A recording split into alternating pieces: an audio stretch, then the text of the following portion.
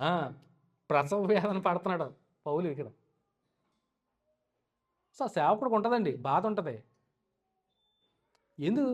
విశ్వాసం మీ ఏమైపోతుంది? మీ విశ్వాసం అన్నేసి డబ్బులు ఖర్చు పెట్టుకుని మీరు దేనికోసం వెళ్ళిపోతున్నారు?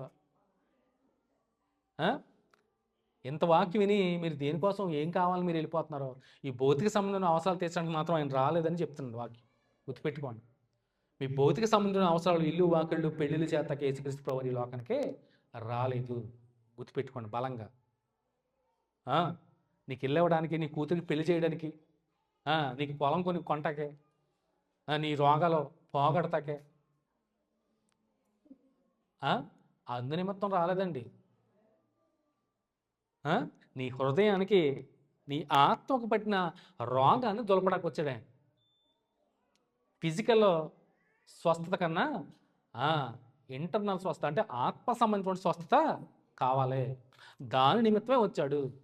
పాపులు రక్షించడానికే. మా అందరం పాపులమే, నీతిమంతుడు లేను ఒక్కడు కూడా లేడు.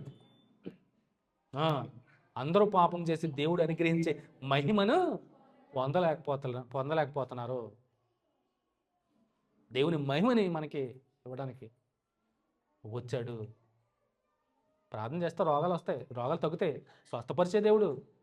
నేను స్వస్థపరిచే యెహోవాను నేనే అన్నవాడు స్వస్థపరుస్తాడు. ఆ స్వస్థత ఎంతవరకు? టెంపరీ. రోగం వచ్చిందా, విశ్వాసం ప్రార్థన చేయి, తగ్గుతుంది. కానీ ఎంతకాలం?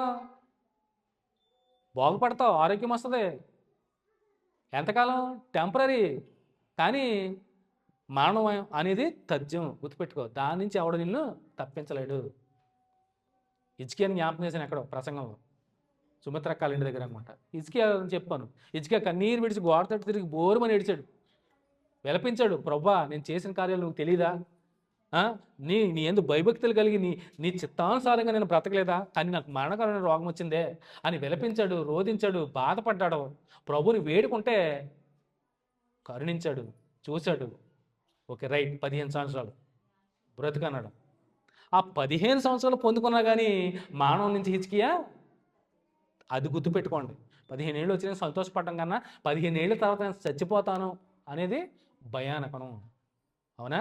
దాని నుంచి ఎవరో తప్పించు. స్వస్థత ఇస్తాడో, రోగం వచ్చిందా తగ్గిస్తాడో.